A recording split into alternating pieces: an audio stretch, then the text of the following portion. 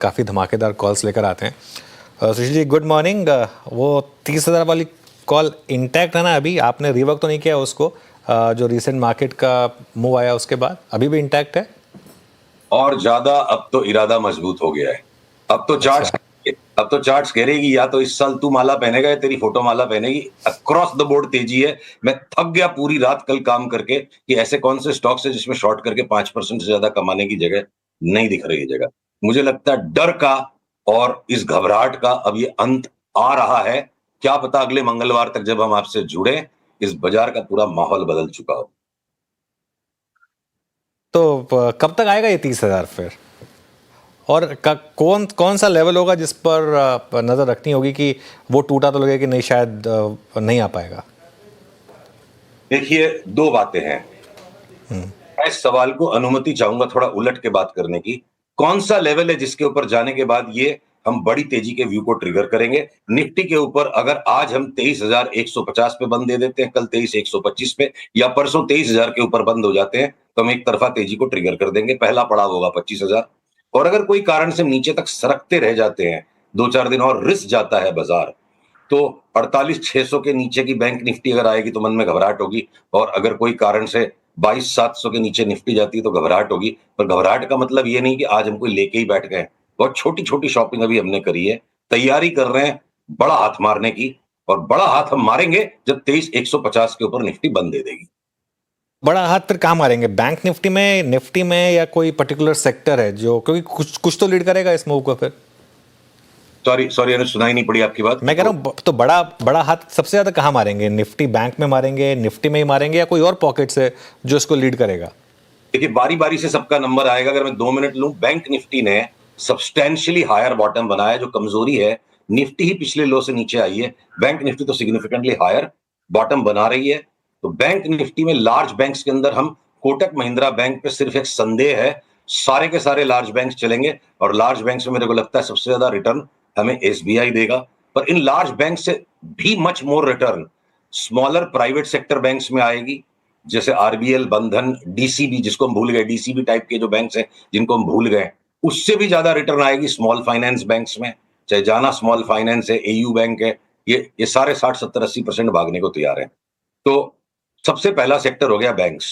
उसके बाद अनुज, real estate के अंदर भले ही आज बॉम्बे में विले पार्ले के आउटराइट के भाव घटने लग गए और लोअर परेल में भी सैचुरेशन आ गया, तो ये भाव का सैचुरेशन है। भाड़े हर जगह चारों तरफ बढ़ रहे हैं सारे मेट्रोज में।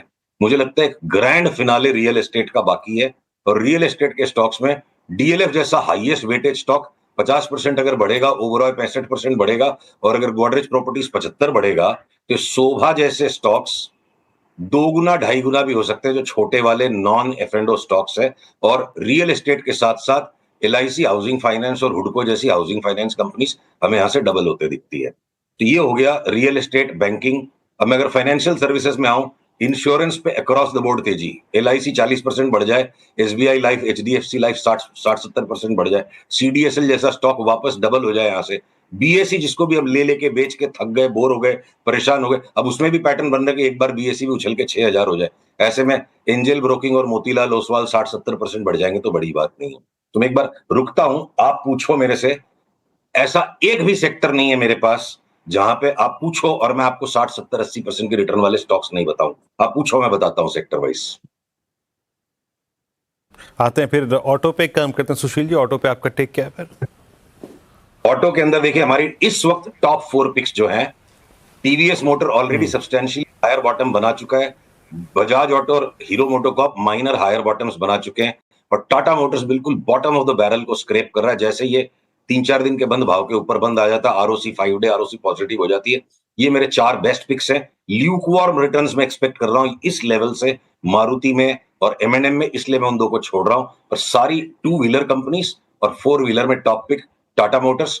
सब में हमको लगता है अंधाधुंध ऐसे एक्सेप्शनली लार्ज न्यू हाइज बनेंगे, पिछले न्यू हाइज के सब्सटेंशियली हायर। तो ये हो गए हमारी 4 पिक्स ऑटो में। ओके, ऑटो की हो गई सुशील जी की 4 पिक्स और आपके स्क्रीन पे किक करके रखी है। और कुछ पॉकेट्स पे आते हैं, थोड़ा हेल्थ केयर पे आते हैं, फार्मा पे आते हैं। बहुत प्राइस डैमेज हुआ सुशील जी यहाँ पे, और चाहे फार्मा हो चाहे हेल्थ केयर हो। अपोलो को देखिए आप, डायग्नोस्टिक स्पेस को देखिए, यहाँ पे कोई आपको रिवर्सल लग रहा है, मतलब इतने बड़े प्राइस डैमेज के बाद? ये जो अपोलो, मेट्रोपोलिस हेल्थ केयर, लाल पैथ केयर, जिनको हम बड़ी ही मतलब घुटन की नजर से इन चार्ट्स को देख रहे थे लास्ट 5-6 महीने में, इन सबके बॉटम तकरीबन बन चुके हैं। 30-40%, 50% तक की उछाल ये छोटे वाले हेल्थ केयर के स्पेस में नामों में बिल्कुल संभव है। मैं तो बल्कि ये कहूंगा कि जिस बायोकॉन पे भी हमने टेक प्रॉफिट का ऐलान कर दिया था, वो बायोकॉन भी अगर कोई कारण से मुझे 300 में मिल गया तो दबोच लेने का वापस 500 550 के लिए। लॉरस लैब्स जिसमें थोड़ी सी थकावट आ गई थी, वो चार्ट भी तंदुरुस्त और तैयार हो गई है वापस से छलांग मारने के लिए। तो शिल्पा मेडिकेयर भी छलांग मार दे। डॉक्टर रेड्डीज और सन फार्मा जिस पे अब हमारा लॉन्ग टर्म आउट परफॉर्मेंस का अंडर परफॉर्मेंस का कॉल है, निफ्टी 30% बढ़े तो ये दोनों भी 20-20% तो ये भी बढ़ जाएंगे। तो फार्मा में भी कोई भी बेच के कमाने जैसा स्टॉक नहीं है, लेके ही कमा पाएंगे हम फार्मा में। ओके, बजट के बाद बहुत लोगों ने कहा था कि कैपेक्स और डिफेंस स्टॉक्स यहाँ पर शायद आपको गिरावट देखने को मिलेगी, कुछ हद तक हमने देखी भी थी।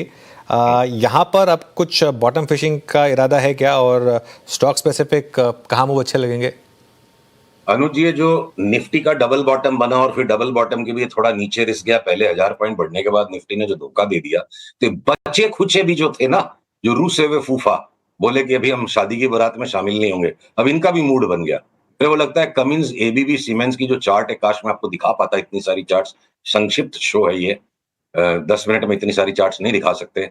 ये सारे सब्सटेंशियली न्यू हाइस की तरफ भागने के लिए सारी चार्ट्स रेडी हैं। नेक्स्ट वीक तक जब हम आएंगे, इनको ऊंचा बंद होने दीजिए, 3-4 दिन इनको ऊपर चलने दीजिए, उसके बाद इनमें ट्रिगर आएंगे। पर कमिंस, एबीबी, सीमेंस सब के सब रेडी हैं for substantially larger highs. In fact Larsen and Toubro पे भी बजट वाले दिन, अनुज, मैंने बोला ना, यहाँ अभी हम नहीं लेंगे, बजट की स्पीच को सुनने के पहले कि अगर मिलेगा तो नीचे 3100-3200 में लेंगे, और लार्सन एंड टूब्रो भी तैयार है कि मेरे को ले लो, मैं 4500 हो जाऊंगा।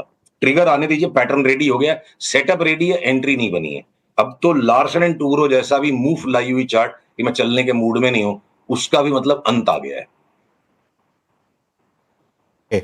डिफेंस की बात नहीं हुई, आपने कैपेक्स की बात की। इसके अंदर में भी देखिए, जितना भी कूटे हुए पीटे हुए हैं, हिंदुस्तान एरोनॉटिक्स को दबा दिया आपने, बीएमएल को दबा दिया, बीएल को दबा दिया, माझगांव को दबा दिया, ये जितने भी दबे हुए हैं, या सवाल को दो तरीके से पूछ सकते हैं, या बेच के इनको शॉर्ट करके पैसा कमा सकते हैं क्या? मेरे को लगता है शॉर्ट करने वाले की पगड़ी उतर जाएगी और लेने वाले को आज दम फूला हुआ है। नेक्स्ट वीक इन पे बात करेंगे ना, हो सकता है नेक्स्ट वीक तक इनमें सब में बड़ा भाई आ चुका हो, और अगर यहां से जो भी रिवर्सल आएगा, सब के सब सब्सटैंशियली न्यू हाइज में जाएंगे, खाली पुराने हाइज के ऊपर नहीं, सब्सटैंशियली हायर जाएंगे डिफेंस के स्टॉक्स। और मैं साथ में जोड़ दूं, जितने भी पीएसयू के स्टॉक्स हैं, एक भी मैं पीएसयू का स्टॉक खोज नहीं पाया जिसमें मेरे को यहां से 10-12% का बेच के कमाने का चांस हो। कोल इंडिया, ओएनजीसी, एनटीपीसी, पीएफसी, ये जितने भी एनर्जी के स्टॉक्स हैं, बल्कि ये गैस के स्टॉक्स, अपनी बात हुई थी एक टाइम पे 35%, 40%, महानगर गैस गिर जाएगा, बड़ा सबने मुंह बनाया था, मतलब ट्विटर पे हमने बहुत सारी डांट डपट सुनी लोगों की। गैस के सारे स्टॉक्स न्यू हाई पे भागने के लिए तैयार है, पता नहीं क्या आने वाला है। और उसमें सबसे बेस्ट पैटर्न इंद्रप्रस्थ गैस का है, परेशान करते करते गुजरात गैस भी एक नए हाई पे चला जाएगा। तो गैस के stocks, HPCL, BPCL, ONGC, IOL, Coal India Limited, NTPC, PFC भागेगा।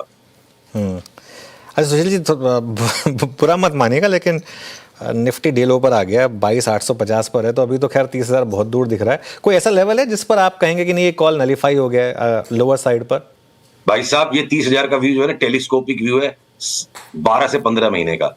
एक घंटे के को जो बर्दाश्त नहीं कर सकेगा, एक घंटे के पेन को जो बर्दाश्त नहीं कर सकेगा, वो निवेशक बन के पेन नॉर्मल रिटर्न्स घंटे की नहीं है ना सुशील जी, देखिए दिक्कत क्या है, पेन घंटे की नहीं है, पेन तो सितंबर से चली आ रही है, घंटे की थोड़ी ना पेन बता रहा हूं मैं आपको।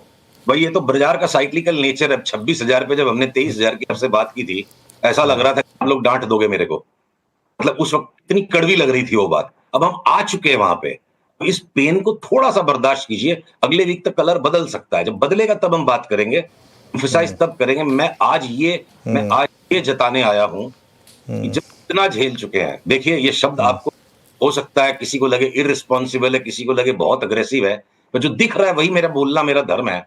जैसे आज अभाव में लोग मर रहे हैं, अगले 12 महीने ऐसा समय आने वाला है कि जो पैसे का सैलाब आएगा, जो बाढ़ आने वाली है पैसे की, हम इसको नहीं संभाल पाएंगे, लोग इसमें बह जाएंगे। ये समय इतना बुरा जब आया, ये भी गुजरेगा, और वो भी जो समय आएगा उसमें भी संभल के ही चलना पड़ेगा। तो अभाव को तो देखो, मानवता का संघर्ष करना कृति हम संघर्ष करके अभाव को संभाल लेते हैं।